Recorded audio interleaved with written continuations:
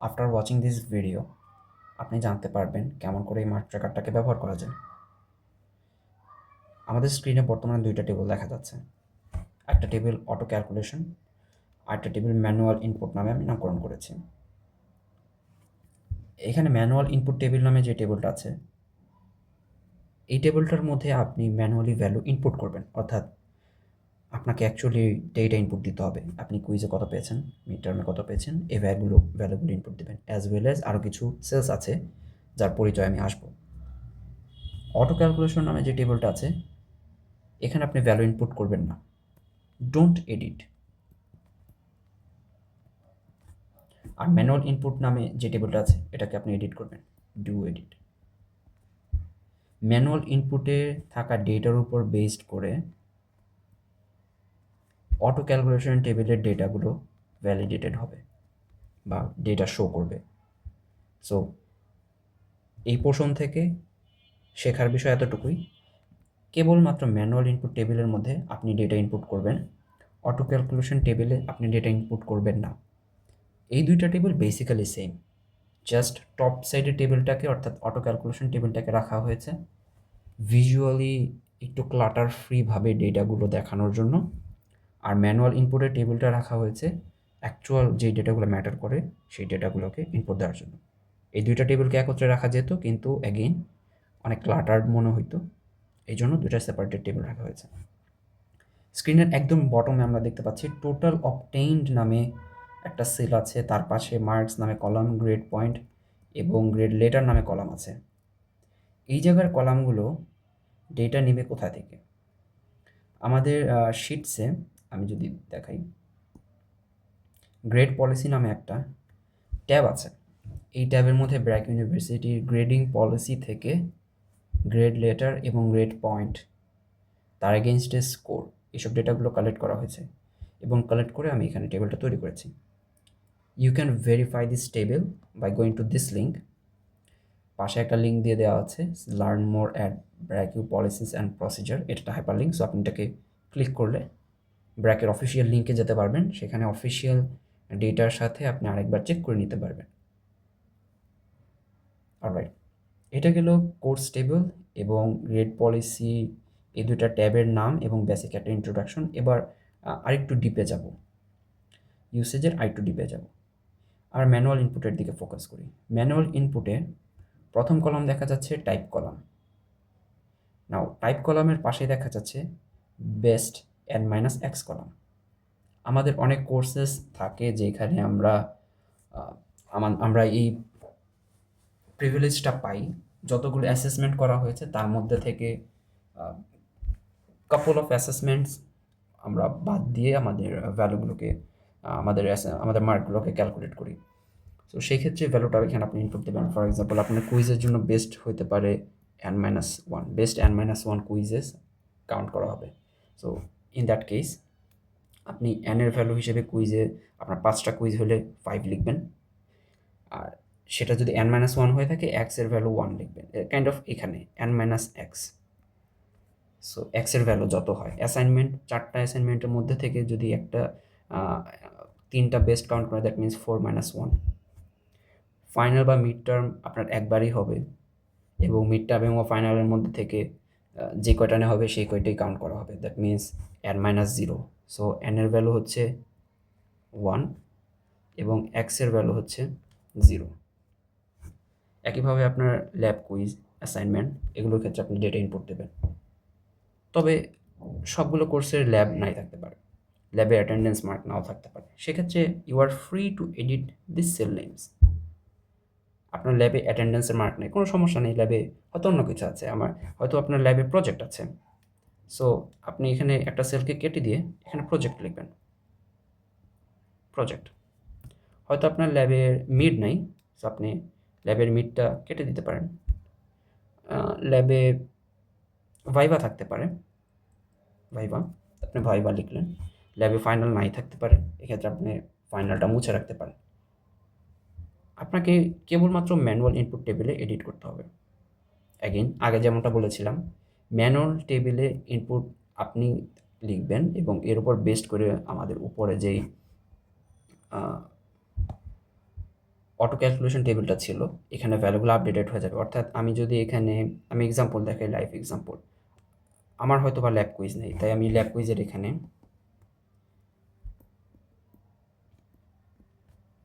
Just test করার জন্য একটা জিনিস দেখাইলাম, ল্যাব এক্সাম্পল। অলরাইট, নাও আমি এখানে ল্যাব এক্সাম্পল ভ্যালুটা ইনসার্ট দেওয়ার সাথে সাথে আপনি দেখবেন উপরে যেখানে আমাদের অটো ক্যালকুলেশনটার টেবিলটা ছিল, সেখানেও ছকের মধ্যে ল্যাব এক্সাম্পল এই ওয়ার্ডটা চলে আসছে। তো আপনি নিচের যে কোনো সেল এডিট করলে ওই চেঞ্জেসটা উপরে দেখা যাবে। আমি যদি এখান থেকে ফাইনালটা মুছে দিই, ফাইনালটা মুছে দিলাম, দেখেন উপর থেকে ফাইনাল চলে গেছে। ল্যাব মিডের পর এখন আর কোনো ফাইনাল নাই, আমাদের অটো ক্যালকুলেশন যেই টেবিলটা আছে। আবার যদি আমি ফাইনাল অ্যাড করি, আমার ম্যানুয়াল টেবিলের মধ্যে আমি ফাইনালটা অ্যাড করব, কারণ আমার ফাইনাল আছে ল্যাবে, এই জন্য ফাইনাল অ্যাড করি। আমি ল্যাব ফাইনাল অ্যাড করার সাথে সাথে দেখা যাচ্ছে উপরেও আমাদের অটো ক্যালকুলেশন টেবিলটার মধ্যে ল্যাব ফাইনাল দেখা যাচ্ছে। সো আপনি ম্যানুয়াল টেবিলে যে কোনো সেলকে এডিট করলে তার তার প্রভাব উপরের অটো ক্যালকুলেশন টেবিলে পড়বে। নাও আমরা বেস্ট এন মাইনাস এক্স এই কলামটা সম্পর্কে জানলাম। এবার আসি ওয়েট কলামটার ক্ষেত্রে। ম্যানুয়াল ইনপুট টেবিলের মধ্যে ওয়েট কলাম নামে একটা কলাম আছে। এটা খুবই সিম্পল, আপনার কোর্সের আউটলাইন অনুযায়ী অ্যাটেন্ডেন্স কত পার্সেন্ট মার্ক ক্যারি করে এটা এখানে লিখবেন, কুইজ কত পার্সেন্ট মার্ক ক্যারি করে, অ্যাসাইনমেন্ট, ফাইনাল, সবগুলোর জন্য ভ্যালুগুলো এখানে এন্টার করবেন।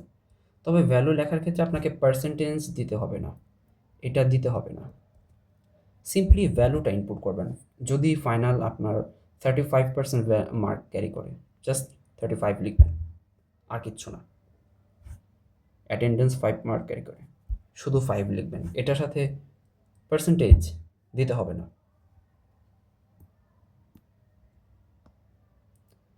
আমাদের ম্যানুয়াল ইনপুট টেবিলে তারপর দেখা যাচ্ছে নাম্বার 1, 2, 3 এমন করে 7টা কলাম দেওয়া আছে। আমি অ্যাজিউম করে নিচ্ছি 7টার বেশি কুইজেস বা ল্যাব অ্যাসাইনমেন্ট, ল্যাব এক্সাম্পল, আচ্ছা এটার ভ্যালুটা তো এডিট করছিলাম, ধরে নিচ্ছি 7টার বেশি কুইজ হবে না, এটার কমও হইতে পারে। কম হইলে আপনি ওই ভ্যালুগুলোকে এই জায়গার ভ্যালুগুলোকে ফিল আপ করবেন না, ওই কলামের ভ্যালুগুলোকে ফিল আপ না করলে কোনো ক্ষতি নেই। আমাদের কুইজ 1-এর জন্য কিংবা অ্যাসাইনমেন্ট 1-এর কথা চিন্তা করি, একটা অ্যাসেসমেন্টের জন্য 2টা কলাম আছে, একটা হচ্ছে গট, একটা আছে আউট অফ। নাও গট টেবিলের জন্য এখানে এডিট হচ্ছে কিছু, আমি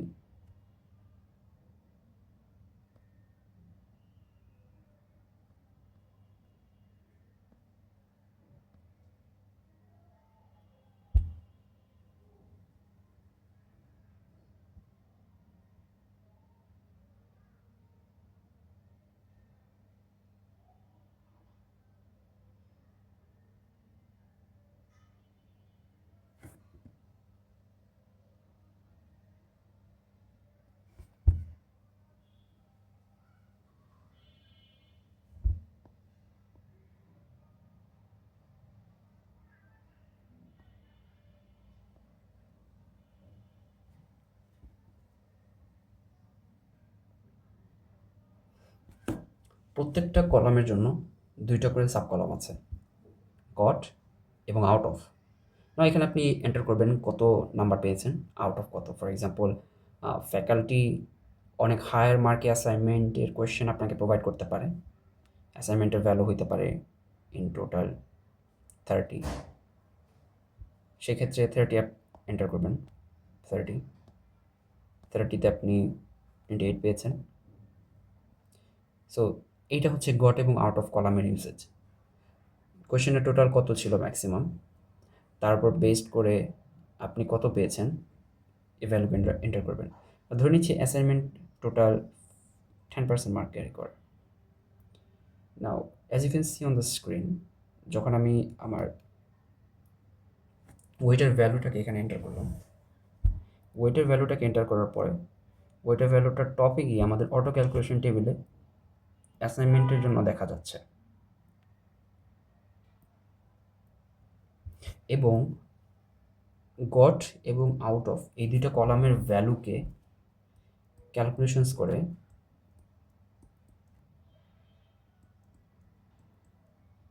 টোটাল যে ভ্যালুটা আসে এটাকে কুইজের মার্ক হিসেবে শো করা হচ্ছে। খুবই সিম্পল ক্যালকুলেশন এবং ব্যবহারটাও খুবই সিম্পল। এই টেবিলটা ব্যবহার করা খুবই simple.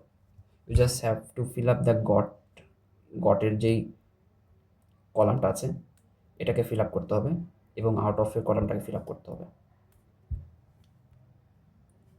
Same goes for every other columns in this manual input table. Column 2, 3, 4 সবগুলোর জন্য সেম রুল অ্যাপ্লাই হয়। নাও সবগুলো ভ্যালুকে অ্যাড করার পরে আমার অটো ক্যালকুলেটেড ভ্যালুটা উপরের কলামগুলোতে দেখা যাচ্ছে, রাইট? অটো ক্যালকুলেশন টেবিলের মধ্যে আরেকটা কলাম আছে, সেটা হচ্ছে টোটাল কনসিডারিং বেস্ট। নাও আপনার এখানে অনেকগুলো কুইজেস থাকবে, অনেকগুলো অ্যাসাইনমেন্টস থাকবে, তার মধ্যে থেকে বেস্ট অ্যান্ড মাইনাস এক্সগুলো কাউন্ট করা হবে। এই কাউন্টিংটা কনসিডারেশন করে একদম সাইডের এই টোটাল কনসিডারিং বেস্ট কলামে টোটাল কত মার্কস পেয়েছেন সেটাকে শো করবে। নাও অ্যাসাইনমেন্টের জন্য আমি আমি এক্সাম্পল দেখাই বেস্ট অ্যান্ড মেবি একটা অ্যাসাইনমেন্ট নিবে, তার মধ্যে থেকে একটাকে ক্যালকুলেশন করা হবে। যখন আমি এখানে অ্যাসাইনমেন্টের বেস্ট অ্যান্ড মাইনাস কত এই ভ্যালুটা ইনপুট দিয়েছি, তারপর দেখা যাচ্ছে টোটাল কনসিডারিং বেস্ট আমাকে আমার ভ্যালুটা দেখাচ্ছে। Same goes for every other cells. Again এটার ব্যবহার করাটা খুবই সিম্পল। আপনাকে ম্যানুয়ালি এই ম্যানুয়াল ইনপুট টেবিলে ডেটা দিতে হবে।